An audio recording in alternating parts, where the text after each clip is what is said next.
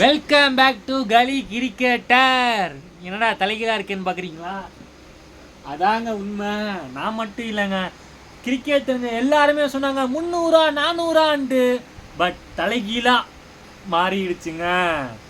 Power பிளேயில் எஸ்ஆர்ஹெச்சோட LSC தான் அதிகமாக அடித்தாங்க. 10 ஓவரில் எஸ்ஆர்ஹெச்சோட எல்எஸ்சி தான் அடித்தாங்க. அதையெல்லாம் தலைகீழா நின்று பார்த்தீங்கன்னா மேட்ச் எங்கே போச்சு? நம்ம ரிப்போர்ட் கார்டு எங்கே இருக்குங்க? இங்கே இருக்குங்க. மேட்ச் எங்கே போச்சு? பூரா நடிச்சு அடியிலே போச்சு. சாத்துல் தாக்கூர், அதாவது ஐபிஎல் ஆக்ஷன்லேயே அவர் எடுக்கலை. மோயிஸ் கானுக்கு பதில் உள்ளே வந்தார், தரமாக செஞ்சார் அப்படின்னு தான் சொல்லணும். நம்ம போன மேட்சை பார்த்துட்டு இல்லை எல்எஸ்ஜி டாப் 10 10,000 முடிப்பாங்கன்னு சொன்னோம். ஆனால் அங்கே இருக்க பவுலிங் கோச் யாருங்க? ஜாகீர் கான். 2011 வேர்ல்டு கப் உங்களுக்குலாம் ஞாபகம் இருக்கா? பவர் பிளேயில் 10 ஓவரில் 5 ஓவர் அவர் போட்டார்.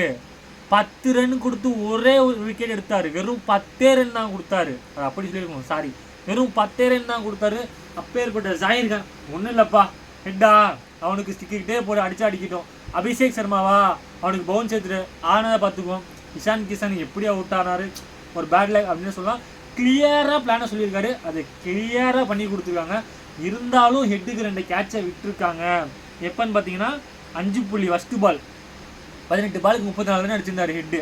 அப்போ கேட்சை விட்டாங்க. யார்? நம்ம நிக்கோலஸ் புரான் விட்டார். ரெண்டாவது அடுத்தபடி ஒரு ரன் அவுட் சான்ஸ், அதாவது கன் ஃபீல்டிங்காக இருந்தால் அது ரன் அவுட்டு, கண்டிப்பாக சொல்ல ரன் அவுட்டு. அதை மிஸ் பண்ணிட்டாங்க. மறுபடியும் 5.5 ஹெட்டு 42 இருக்கப்போ மிஸ் தான். அதுக்கு ஆக்சுவலாக பிடிக்க முடியாத கேட்சு.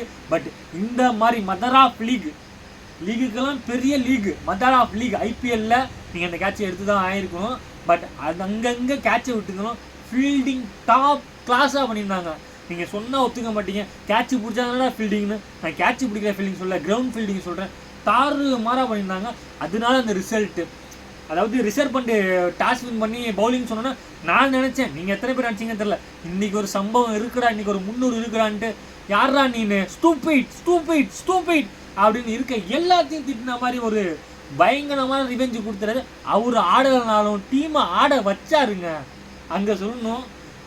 மற்றபடி பார்த்தீங்கன்னா ஆடம் மார்க்கிறான், நான் போன வீடியோவில் சொன்ன மாதிரி தான் வந்தார் சென்றார். ஆனால் என்னங்க, இந்த மாதிரி மிச்சில் மார்ஸும் நிக்கோலஸ் புரான் இந்த ஃபார்மில் இருக்கும்போது வேறு என்னங்க வேணும்?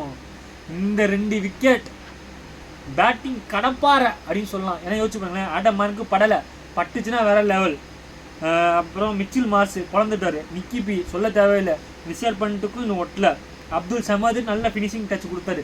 இருந்தாலும் டேவிட் மில்லர் சைலண்ட் கில்லருங்க. நீங்கள் வேணால் எழுதி வச்சுக்கோங்க, எப்போ தேவையோ ஒரு பக்காவான நாக் ஆடுவார். ஆக்சுவலாக அவங்களுக்கு பவுலிங் தான் சரியில்லைன்னு சொல்லிட்டு இருந்தோம். ஆனால் இந்த ஒரு மேட்ச் வச்சு நம்ம ஜட்ஜ் பண்ண முடியாது. தாக்கூர் சூப்பராக போட்டு கொடுத்தாரு, அதையும் நம்ம குறை சொல்ல முடியாது. பட் போக போக பார்ப்போம். சன்ரைசர்ஸ் எங்கே கோட்டை விட்டாங்க, அவங்க மூமெண்ட்டை கேரி பண்ணிகிட்டே இருக்காங்க. ஆக்சுவலாக அவங்க பிளானே ரொம்ப சிம்பிள், எனக்கு தேவை 6 வேணும், மூமெண்ட்டை கேரி பண்ணணும். எப்படி? பேட் கமின்ஸுங்க 3 பால் 3 6. யோ யாரையா நீனு, எத்தனை 7வது விக்கெட் ஆயிடுச்சு, 7 விக்கெட் ஆயிடுச்சு, மேட்ச் 20 ஓவர் கொண்டு போயேன்னு நம்ம நினச்சிக்கிட்டு இருப்போம். எனக்கு தெரிஞ்சதெல்லாம் ஒன்று தான்ப்பா, அடித்தா 6 போகணும். என்னால் அடிக்க முடியும், நான் அடிக்கிறேன். 3 பால் 3 6, 4ஆம் பால் அவுட்டு. பார்த்தீங்கன்னா ஸ்டேக் ரேட் எங்கேயோ போயிடும், டக்குன்னு ஸ்டேக் ரேட் நோட் பண்ணல இதில் அப்படின்னு தான் சொல்லியிருப்பேன். இந்த match man of the match யாருக்கு கொடுக்கலாம் நீங்கள் சொல்லுங்கள்? தாக்கூருக்கு கொடுக்கலாமா, நிக்கிபிக்கு கொடுக்கலாமா, மிச்சில் மார்ஸுக்கு கொடுக்கலாமா, யாருக்கு கொடுக்கலாம்? நீங்கள் மறக்காமல் கமெண்ட் பண்ணுங்கள். இந்த வீடியோ பிடிச்சிருந்தா லைக் பண்ணுங்கள், ஐபிஎல் பார்க்க உங்கள் ஃப்ரெண்ட்ஸ் ஷேர் பண்ணுங்கள். மறக்காமல் நம்ம சேனலை சப்ஸ்கிரைப் பண்ணுங்கள். என்ன பரமா அவன் பொருள் எடுத்து அவனே போட்டோமா, போறா பிஜிஎம் விட சென்னை பிஜிஎம்.